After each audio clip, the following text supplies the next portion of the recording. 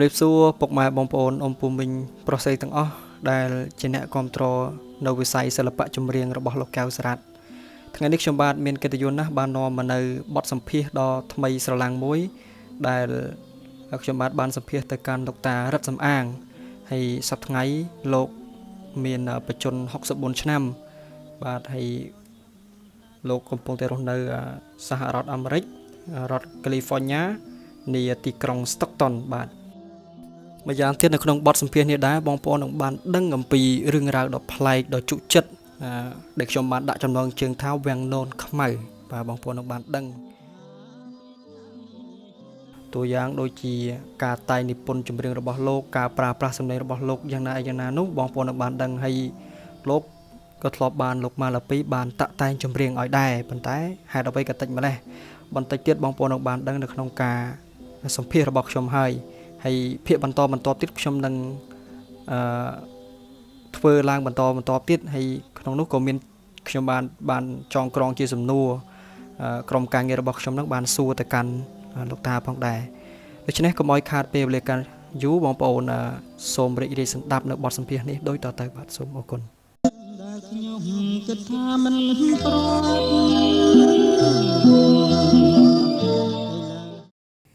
ជាដំបូងខ្ញុំសូមជម្រាបសួរលោកតាម្ដងទៀតមិញបានចុច record បាទអញ្ចឹង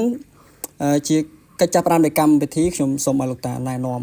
ខ្លួនតិចហើយខ្ញុំចង់ដឹងអំពីសុខទុក្ខលោកតាតើលោកតាឈ្មោះអីហើយសពថ្ងៃលោកតារស់នៅទីណាសុខទុក្ខនៅទីនោះមិនដែរលោកតាបាទសុខទុក្ខធម្មតាខ្ញុំឈ្មោះសំអាងរ៉ាត់ហើយឈ្មោះខ្ញុំដែលគេហៅធ្លាប់កៅសារ៉ាត់អីធ្លាប់ហៅហ្នឹងឈ្មោះថារិទ្ធជាតិលោកតាណោះបាទជាតិហើយខ្ញុំសម័យនេះ64ហើយ64ឆ្នាំលោកតាណោះបាទហើយខ្ញុំរស់នៅសហរដ្ឋអាមេរិកនៅរដ្ឋ California ទីក្រុង Stockton បាទអរគុណលោកតាអញ្ចឹងលោកតាដែលមកប្រទេសខ្មែរយើងដែរលោកតាខ្ញុំទៅម្ដងដែរឆ្នាំ2005ខ្ញុំទៅលេងម្ដងបាទលោកតាបាទ2005តែពេលបច្ចុប្បន្នលោកតាអត់ថាមានកម្រងអញ្ជើញមកស្រុកខ្មែរទៀតទេណោះប្រហែលជាឆ្នាំក្រោយចង់ទៅមួយជើងទៀតបាទអញ្ចឹងលោកតាសប្តាហ៍ថ្ងៃរស់នៅរដ្ឋ California នៅ Stockton បាទខ្ញុំទីក្រុង Stockton ខ្ញុំធ្លាប់លើចម្រៀងលោកតាកៅសារ៉ាត់ដែរក្លាប់ Stockton ហ្នឹងដែលជាដំបងបងអស់ចេញពីចម្រៀងកៅសារ៉ាត់ទាំងចេញពី Stockton នឹងឯងបាទលោកតាបាទអញ្ចឹងខ្ញុំនឹងរៀបសំណួរសួរលោកតាមួយដើម្បីឲ្យងាយស្រួលឆ្លើយនិងបទកលាកម្មវិធីរបស់យើងដើម្បីបញ្ចប់កម្មវិធីទៅរលូនលោកតាណាបាទអញ្ចឹងមិញហ្នឹងលោកតាបានណែនាំខ្លួនហើយរួចអស់ហើយខ្ញុំមិនបាច់សួរច្រើនទៀតទេគឺសួរចូលដល់ប្រធានបទផងយើងមកទៅដោយសារតែពេលវេលាយើងកំណត់បាទអញ្ចឹងខ្ញុំចង់សួរតាក់ទងជាមួយនឹងដំណើរប្រវត្តិរបស់លោកកៅសារ៉ាត់លោកតាជួបគាត់នៅទីណាហើយមិនបានស្គាល់គាត់អីចឹងណាលោកតាអាចជួយណែនាំនិយាយទៅទាំងអស់ណែនាំទាំងអស់មកទាំងមិនបានស្គាល់គាត់អីចឹងហ្នឹងហើយអូខេអរគុណលោកតាកាលដើមឡើយពីឆ្នាំ1984ប្រហែលជាខែ4ខ្ញុំបានមកដល់ Stockton រដ្ឋ California ហ្នឹងហើយទៅក៏បានទៅមកដល់ថ្មីហ្នឹងក៏ចូលក្នុងចូលទៅកន្លែងចូល church ទៅរៀនទៅប្រជុំនៅកន្លែង church គេនឹងរៀងរាល់ថ្ងៃសៅរ៍ដល់ចៃដន្យអីថ្ងៃហ្នឹងអង្គុយចិត្តកៅសារ៉ាត់នឹងដែរដល់ពេលក្រោយមកទៀតទៅក៏បន្ទាប់ពីសំណាលជាមួយកៅសារ៉ាត់ហ្នឹងគេថាគេបានចេញពីប្រទេសថៃមកគេទៅនៅរដ្ឋមីនីសូតាហើយទៅក៏គេនាំប្តីប្រពន្ធពីរនាក់ហ្នឹងកៅសារ៉ាត់ហើយនឹងនាងច័ន្ទធូហ្នឹងបាទលោកតាបាទផ្លាស់ទីលំនៅមកនៅ Stockton រដ្ឋ California ហ្នឹងហើយដោយសារតែអត់ចេះភាសាអង់គ្លេសហើយនឹងអត់ចេះជំនាញការអីហ្នឹង នៅរដ្ឋ Stockton នៅ California ហ្នឹងរត់ចិញ្ចឹមប៉ុន្តែបើអ្នកណាគេមានកូនច្រើនគេចិញ្ចឹមរហូតដល់កូននឹងលេខ18ឆ្នាំដោយកៅសារ៉ាត់និងនាងចន្ទធូនឹងអត់មានកូនទេមកដល់សហរដ្ឋអាមេរិកហ្នឹងគេចិញ្ចឹម18ខែបាទលោកតាហើយទៅកៅសារ៉ាត់ហ្នឹងក៏សួរខ្ញុំថាគាត់ហ្នឹងចិត្តដល់18ខែហើយមិនដឹងជាបានអីលុយកាក់អីនឹងរស់នៅទេហើយខ្ញុំក៏សួរថាអត់មានកូនចៅអីទេអីក៏អត់ទៅក៏ចាប់ដើមស្គាល់គ្នាទាំងអស់ហ្នឹងមកទៅក៏ថ្ងៃក៏ចាប់ដើមកាលហ្នឹងមានយើងអត់ចេះអីចឹងយើងចេញទៅចកាបេះកាត់ខ្ទឹមបេះតសក់បេះអីចឹងទៅជាមួយគ្នាជុំគ្នាចឹងទៅរាល់ថ្ងៃទៅចាប់ដើមស្គាល់គ្នាបាទតាដល់ពេលចាប់ដើមស្គាល់គ្នាតាំងពីនោះមកកាន់តែចិត្តស្និទ្ធមកទៅកែសារ៉ាត់ហ្នឹងក៏គេថាកែសារ៉ាត់ហ្នឹងបងខ្ញុំប្រហែលជា4ឆ្នាំមិនបានសួរអាយុពិតប្រាកដទេប៉ុន្តែបងខ្ញុំប្រហែលជាបាទ4-5ឆ្នាំកែសារ៉ាត់បើតាមខ្ញុំដឹងខ្ញុំសុំកាត់លោកតាតិចតាមខ្ញុំដឹងគាត់កើត56 1956បាទបើកើត56បកខ្ញុំត្រូវហើយខ្ញុំកើត60បាទនេះតាមខ្ញុំដឹងគាត់1991បាទសុំហ្នឹងហើយខ្ញុំក៏អត់បានសួរអាយុអីដែរទៅហើយមិនបានដឹងថាជាកៅសារ៉ាត់ទេព្រោះឈ្មោះគាត់នឹងឈ្មោះជុំតេបាទគាត់ហ្នឹងហើយហៅថាទឹកដល់ទៅនៅក្នុងភូមិស្រុកហ្នឹងគេហៅថាទឹកអ្នកណាក៏ដឹងថាទឹកដែរដូច្នេះដល់ទៅពេលទៅកាត់ទៅធ្វើការទាំងអស់គ្នាហ្នឹងទៅថ្ងៃមួយខ្ញុំឮគាត់ច្រៀងកាលហ្នឹងសម័យអ្នកចម្រៀងអាទាំងMichael Jackson ហ្នឹងកំពុងតែចាប់ផ្ដើមល្បីបាទហើយគាត់អត់ចេះភាសាអង់គ្លេសទេប៉ុន្តែគាត់ឮសូរបទ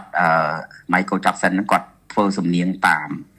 ហើយធ្វើសំនៀងតាមទៅក៏ប្រុសបាទដល់ពេលប្រុសទៅថ្ងៃមួយមានលោកពូម្នាក់គាត់ចំណាស់ហើយគាត់បង្កើតជាក្រុមតន្ត្រីមួយឈ្មោះថាតន្ត្រីទេពប្រណំអូបាទហើយគាត់បាទតន្ត្រីទេពប្រណំហ្នឹងក៏ចាប់ផ្ដើមធ្វើជាកាសែតដល់កាលណាចាប់ផ្ដើមធ្វើជាកាសែតទៅកែវសារ៉ាត់ហ្នឹងក៏ច្រៀងបទអធម្មជាតិអើយយកកែវសារ៉ាត់ហ្នឹងទៅច្រៀងអធម្មជាតិអើយម៉ាឡាពីក៏តែងកលាប Stockton ហើយមានក្នុងហ្នឹងមាននាង Violet នោះជាអ្នកចម្រៀងស្រីហើយនឹងត្រូវជាប្រពន្ធអ្នកភ្លេងឈ្មោះមេងហើយមេងម៉ៅហើយនឹងក្លាហានច្រៀងបទ Yes No អីចឹងទៅហើយដល់ពេលក្លាហានហ្នឹងគេអត់ចូលចិត្តកែវសារ៉ាត់ទេហើយទៅស្បតែខ្ញុំឃើញកសែតគេធ្វើដាក់ចឹងទៅហើយកែវសារ៉ាត់គេដាក់ឈ្មោះគេកែវសារ៉ាត់បាទដល់កែវសារ៉ាត់ហ្នឹងចិត្តស្និទ្ធជាមួយនឹងខ្ញុំប្រាប់ថាព្រោះខ្ញុំមានកិច្ចការមានអីធ្វើចឹងគេថាបើមានលុយគិតនាំគ្នាធ្វើកសែតទៅខ្ញុំអត់ទៅធ្វើឲ្យទេប៉ុណ្ណំនឹងទៀតទេហើយខ្ញុំនេះក៏ចាប់ផ្ដើមខ្ញុំអត់ចេះអីទេតែខ្ញុំចាប់ផ្ដើមទិញសម្ភារៈទិញអីមកទៅក៏ចាប់ផ្ដើមធ្វើទៅខ្ញុំក៏ចាប់ផ្ដើមធ្វើកសែតទី1ខៅវិដាមដួងចិត្តកសែតទី2ក្លៀតឆ្ងាយស្រាយស្នេហ៍អីហ្នឹងទៅបាន2កសែតហើយដល់ពេលក៏ស្គាល់គ្នាចឹងទៅក៏សម្ដែងសម្ដាលពីរឿងសុខទុក្ខក្នុងក្រុមគ្រួសារហ្នឹងគឺកែសារ៉ាត់ក៏ចង់បានកាលណាយើងមានកូនមានអីតូចចឹងអាចបន្តលុយរត់នឹងបានហើយក៏ខ្ញុំចេះវិជាពេទ្យខ្លះពីជំរុំមកទៅក៏ខ្ញុំប្រាប់ទៅក៏ជួយគាត់ទៅក៏ប្រពន្ធនឹងបានទម្ងន់បានជូនទៅពេទ្យទៅអីចឹងទៅប្រាប់គេតាមហ្នឹងទៅក៏ប្រពន្ធនឹងបានកូនដែរអីក៏បានបន្តលុយរត់គេជួយចិញ្ចឹមគាត់ណាបាទលោកតាបាទដល់តាំងពីនឹងមកទៅក្រោយមកទៀតទៅធ្វើបាន2កសែតធ្វើបាន1កសែតហើយអាកសែតទី2មិនទាន់បានពង្ហើយដល់កែសារ៉ាត់ជាប់គុកជាប់គុកទៅខ្ញុំបានទៅសេបបទស្គាល់ហើយគុកស្នេហ៍នោះជាប់ទោសព្រោះស្នេហ៍យកលំនាំបទហ្នឹងហើយនឹងរឿងបោះនឹងចាប់ទោសព្រោះស្នេហ៍នឹងរឿងផ្ទាល់របស់កែសារ៉ាត់ហ្នឹងបាទលោកតាហើយ បន្ទាប់ពីនិយាយរឿងពីចាប់គុកនឹងរឿងចាប់គុកនឹងក៏ដោយសារខ្ញុំដែរបើខ្ញុំមិនឲ្យលុយទៅក៏កែរដ្ឋបានចាប់គុកដែរខាងនឹងបាទព្រោះថ្ងៃមួយគេមកប្រាប់ខ្ញុំថាគេហៅខ្ញុំជាតិតែជាតិមានលុយ$20ទេខ្ញុំសួរថាយកទៅអីហើយយកទៅជួលអូតែគេបានស្រីអាកាំងក្មេងខ្ញុំក៏នឹកឃើញថាស្គាល់គ្នាខ្ញុំបើឲ្យទៅតើឲ្យទៅមកទឹកក្រោយមកទៀតនាងនឹងគេទៅពេកទៅអីមិនទេគេរីផកទៅគេរាយការប្រាប់ប៉ូលីសប្រាប់ពេករាយការទៅប៉ូលីសទៅបានគេមកចាប់តែសម្រាប់ដាក់គុកទៅហើយ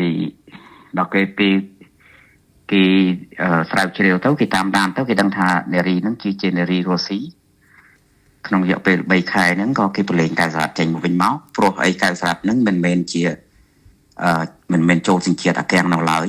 ហើយគេចាត់ទុកថាគាត់អត់ដឹងអីចឹងណាបាទលោកតាបាទហើយបាទដល់ចឹងទៅក៏គេប្រឡែងមកវិញមកហើយក្នុងពេលដែលជាប់គុកហ្នឹងខ្ញុំក៏ប្រឹងរកមេធាវីរកអីជាមួយប្រពន្ធកែសារ៉ាត់នាងចន្ទធូហ្នឹងជួយរត់ការរត់អីដើម្បីដោះឲ្យកែសារ៉ាត់នឹងរួចខ្លួនវិញហ្នឹងបាទលោកតាដល់ក្រោយមកទៀតមកក៏អានេះខ្ញុំនិយាយនេះប៉ះពាល់ដល់បើនាងចន្ទធូហ្នឹងតិចឲ្យបើសិនណាជាខ្ញុំអាចអត់និយាយបានពីរឿងនឹងបានអត់អីទេព្រោះអីខ្លាចដល់ពេលបើបញ្ចេញទៅអីប៉ះពាល់ដល់គេឈ្មោះ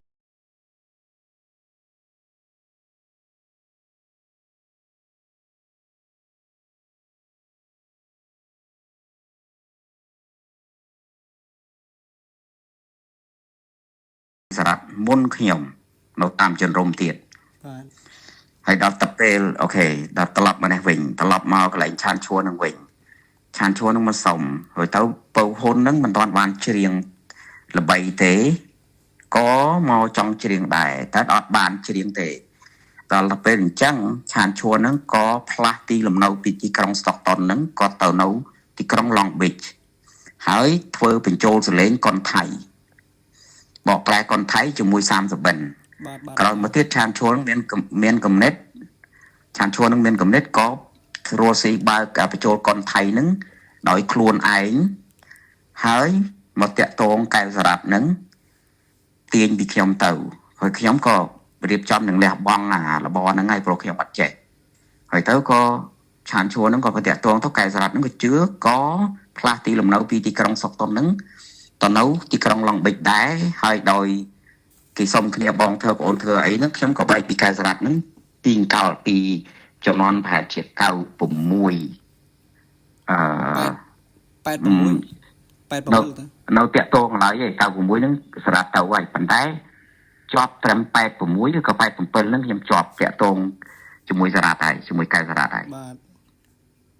បាទនឹងរយៈពេលដែលស្គាល់គ្នាហ្នឹងប៉ុណ្្នឹងឯងប៉ុន្តែស្គាល់ហ្នឹងក៏ស្គាល់ចិត្តស្និទ្ធដែរព្រោះខ្ញុំកែវសារ៉ាត់ហ្នឹងអត់ចេះខ្ញ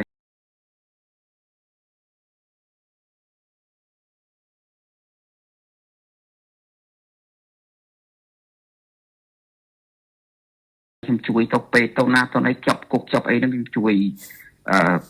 ហើយទិញឡានទិញអីក៏ខ្ញុំជួយដែរជួយរស់ទិញឡានទិញអីឲ្យអីហ្នឹងជួយទាំងអស់ជួយ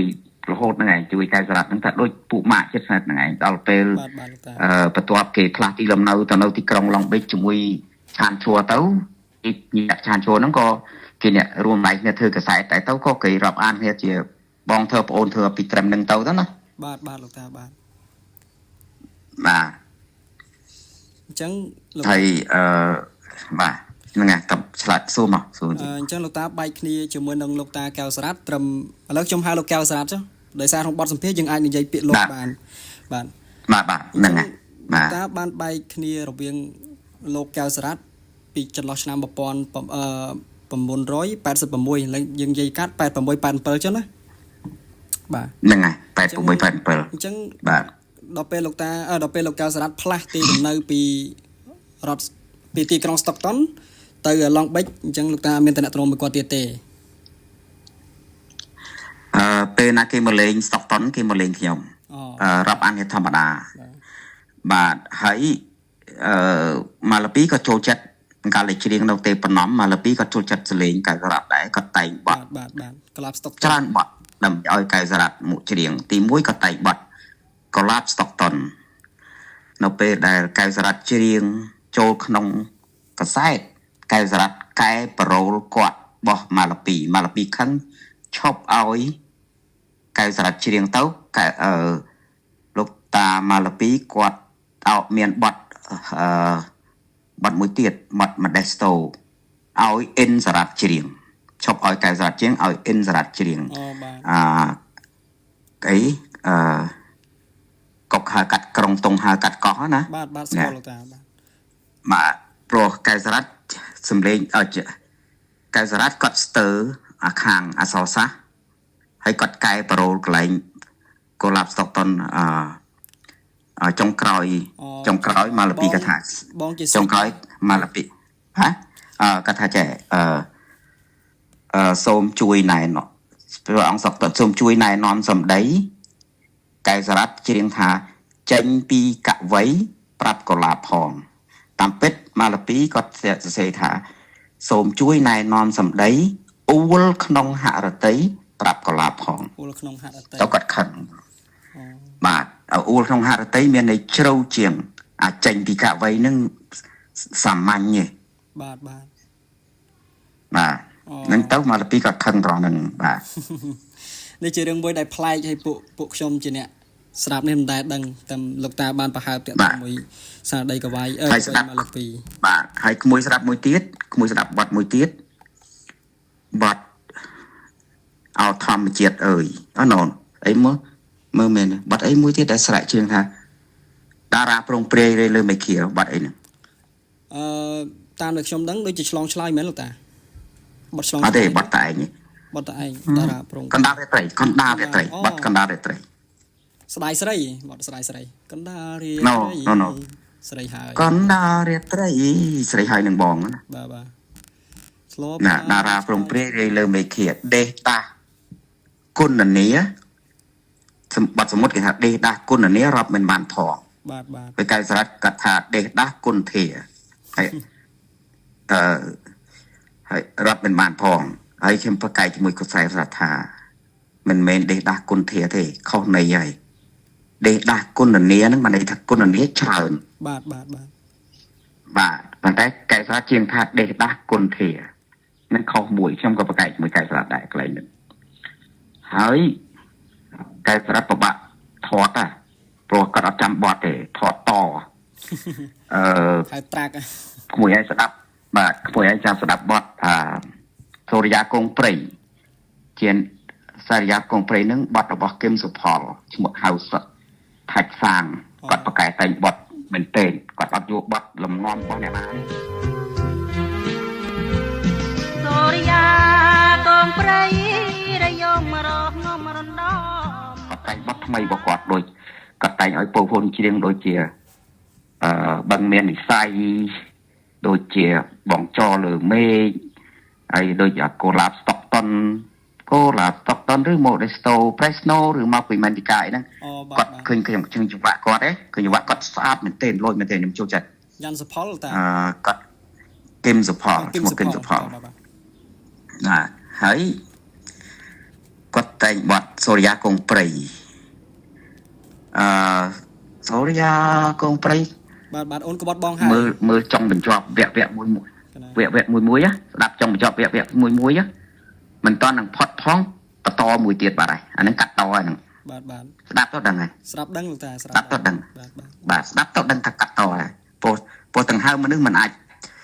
ទៅអញ្ចឹងបានភ្លាមទេអ្នកធ្វើតាមងាប់បាទអ្នកធ្វើតាមងាប់ហើយចង្កល់ថតមកបត់មកយប់អីនោះកែសារ៉ាត់បាទលោកតានិយាយអញ្ចឹងក៏មានអ្នកសួរសំណួរដែរព្រោះថាមុននឹងខ្ញុំធ្វើបទសម្ភាសន៍នេះគឺខ្ញុំបានឲ្យមិត្តភ័ក្តិក៏ដូចជាអ្នកឆ្លៃសំឡេងរបស់លោកកែសារ៉ាត់បានចោទសួរដែរដើម្បីសួរសំណួរទៅកាន់លោកតាណាគាត់ក៏បានសួរចំណេញនឹងដែរតែដោយសារតែសំណួរនោះខ្ញុំនឹងដាក់នៅវគ្គទី3មានន័យថាខ្ញុំឲ្យលោកតារៀបរាប់អំពីដំណើរដើមតនៃការជួបលោកកែសារ៉ាត់អីហើយទៅខ្ញុំដល់វគ្គសួរសំណួរហ្នឹងតែលោកតាបាននិយាយឲ្យថាកែសារ៉ាត់គាត់មានចំណុចមួយគឺថាគាត់ច្រៀងភាគច្រើនគាត់កែប្រូលមែនទេលោកតាហ្នឹងហើយគាត់កែប្រូលពីបទដើមឧទាហរណ៍លោកតាបាន មានភាសាថាកវីសេកមាសម៉ាឡាពីបានតែងបទកលាបស្តុកតុនឲ្យគាត់ច្រៀងនៅក្នុងវគ្គចុងក្រោយ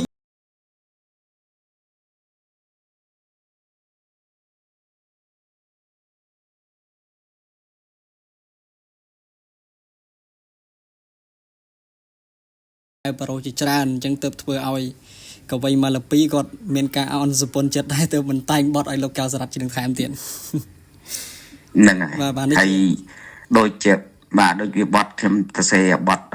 បងឃ្លាតថ្ងៃស្រុកហ្នឹងក៏ចឹងដែរប៉ុន្តែវាមិនខុសធ្ងន់ធ្ងរអីទេប៉ុន្តែខ្ញុំច្រៀងវាថាបងឃ្លាតថ្ងៃស្រុកធ្លាប់រស់សុខសាន្តអញ្ចឹងព្រោះខ្ញុំទៅសេពីដំណើរដែលខ្ញុំនៅបាត់ដំបងខ្ញុំចេញបាត់ដំបងមកចូលចរុំខ្ញុំមកដល់អាមេរិកអីចឹងណាហើយក៏ពេលចឹងទៅកន្លែងមើលបងឃ្លាតថ្ងៃស្រុកធ្លាប់រស់សុខសាន្តបងឃ្លាតកល្យាឆ្ងាយពីគូស្នេហ៍អូខេគូឃ្លាតបងឃ្លាតខេតឃ្លាតឃុំមេខ្ញុំដាក់ឃ្លាតខេតឃ្លាតឃុំឃ្លាតចំការស្រែហើយទៅដល់ពេលកន្លែងនោះដូចស្រាប់ជាងថាឃ្លាតស្រុកឃ្លាតឃុំមិនហ្នឹងទេបាទជាងបែបហ្នឹងឃ្លាតស្រុកឃ្លាតឃុំឃ្លាតចំការស្រែឃ្លាតស្ទឹងសង្កែហ្នឹងហើយតាមពិតខ្ញុំចង់និយាយថាឃ្លាតខេតទេឃ្លាតខេតឃ្លាតឃុំនេះបាទវាស៊ីគ្នាវាកាន់តែចុងជួនបន្តិចហ្នឹងណាយ៉ាប៉ុន្តែណាវាអត់អីគ្នាទៅអញ្ចឹងទៅហើយមួយទៀតដូចដូចខៅដាងដងចិត្តហ្នឹងអត់មានរាយយកមកទេមើលប៉ុន្តែខ្ញុំលឺសូគេច្រៀងនៅតាមជនរំខៅដាងអញ្ចឹង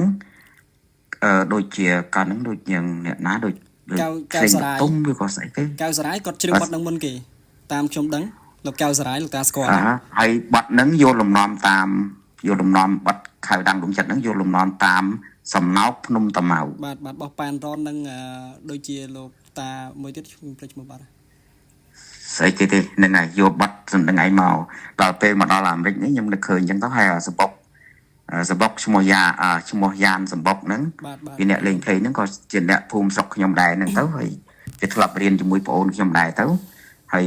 ក្នុងក្របកសែតខ្ញុំមានរូបភាពក្នុងក្របកសែតទី1ហ្នឹងមានយ៉ានសបុកមានប្អូនខ្ញុំឈ្មោះរិតឈួនក៏ជាអ្នកឌីប៉ុនបត់បត់ស្អីមួយវាទៅសេបត់លំនាំបាត់កវីច័ន្ទឆ្នៃក្មួយដាំស្នេហ៍កម្មឆ្លងដែនវាច្រៀងបត់វាតែងបត់នឹងមួយបាទអញ្ចឹងបត់ហ្នឹងមិនមែនជាលោកកៅសរ៉ាត់ជាអ្នកតែងទេបត់ហ្នឹងតាមែនទេបងអូនខ្ញុំអ្នកតែងបាទអញ្ចឹងព្រោះថាកៅសរ៉ាត់ដូចមិនតាន់មានស្នាដៃទេខ្លាចមានស្នាដៃឯណាផ្សេងទៀតមិនដឹងទេព្រោះនេះជាកសែតទី1អសរសាស្ត្រខ្សោយបាទប៉ុន្តែគ្នាអាចតែងបានប្រកែចេះធ្វើនេះធ្វើនោះចេះធ្វើបတ်ភ្លេងចេះធ្វើចេះធ្វើតង់អីថ្ងៃនេះប្អូនកូនប្រុសមួយដែលខ្ញុំជួយទៅពេទ្យចុះឡើងទៅបានកូនប្រុសមួយកូននឹងក៏ជិះប្រុសដែរក៏ប៉ុន្តែវាអត់ចេះខ្មែរនៅតាមជារំថៃហ្នឹងកៅសរ៉ាត់មានប្រពន្ធមួយបាទមានកូនហើយកូនហ្នឹងមកដល់រដ្ឋមនីសតាហើយដូចកៅសរ៉ាត់បេះបេះហើយប្រពន្ធនេះប្រពន្ធទី2ទេបាទច័ន្ទធូហើយកូនហ្នឹងច័ន្ទធូនេះប្រពន្ធទី2ទេបាទតាបាទហើយដែលកូនដែលថាអត់ចេះខ្មែរហ្នឹងជាកូនរបស់ច័ន្ទធូនេះទេកូនទី2នេះទេបាទខ្ញុំស្រាប់បទសម្ភាសន៍លោកពូសេងរ៉ាគាត់បានស្រាវជ្រាវមកអញ្ចឹងដែរថាលោកកៅសរ៉ាត់មានប្រពន្ធក្រោយគឺអ្នកស្រីច័ន្ទធូមានកូនប្រុសម្នាក់ចេះច្រៀងដូចលោកកៅសរ៉ាត់អញ្ចឹងប៉ុន្តែគឺមានភាពអៀនព្រៀននឹងគាត់អត់ចេះខ្មែរទេ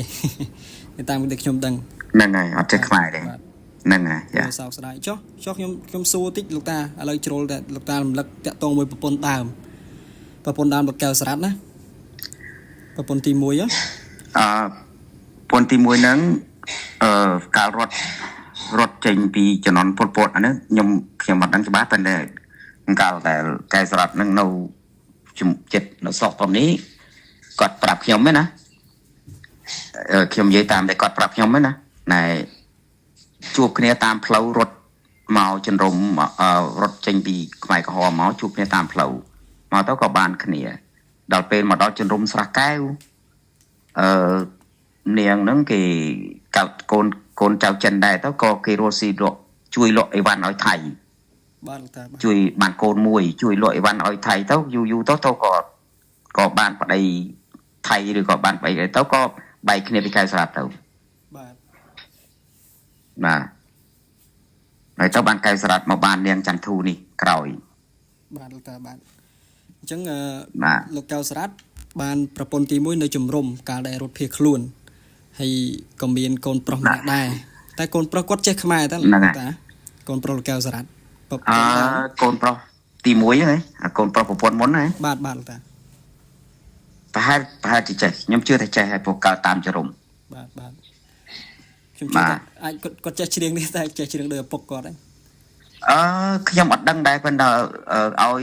រូបថតមើលម្ដងគឺមុខដូចគ្នាហើយថ្ងៃនេះនៅសហរដ្ឋអាមេរិកហើយនៅដូចនៅមនីសតា បាទអញ្ចឹងគឺថារឿងរ៉ាវរបស់លោកកៅសរ៉ាត់គឺមានបញ្ហាគេហៅថាវាំងននខ្មៅជាច្រើនដែលយើងអត់បានដឹងហ្នឹងហើយគ្រប់ត្រូលសម្ដែងរបស់លោកគឺលោកមានបញ្ហាជាច្រើនហើយក៏តាមបទសម្ភាសន៍ក៏គេកាត់កន្លែងខ្លះចោលដែរគេមិនបញ្ចេញដោយសារតែវាពិបាកស្ដាប់ពេករឿងខ្លះពិបាកស្ដាប់បាទខ្ញុំទៅស្គាល់តែកន្លែងខ្លះក៏ពិបាកស្ដាប់មែនទែនពីព្រោះថាវាជារឿងមួយដែលជារឿងគ្រួសាររបស់គាត់ហើយបើសិនជាយើងនៅក្នុងរង្វង់គ្រួសាររបស់គាត់ក៏យើងមានអារម្មណ៍ថាសោកស្ដាយដែរមិនគួរណារឿងវាមានបញ្ហាអញ្ចឹងលោកតាហ្នឹងហើយសែនមហាអាណិតណាស់សេចាស់ចិនស្មោះស្នេហាចំពោះឆោមសារិកាចិនជ្រុលហួបទៅ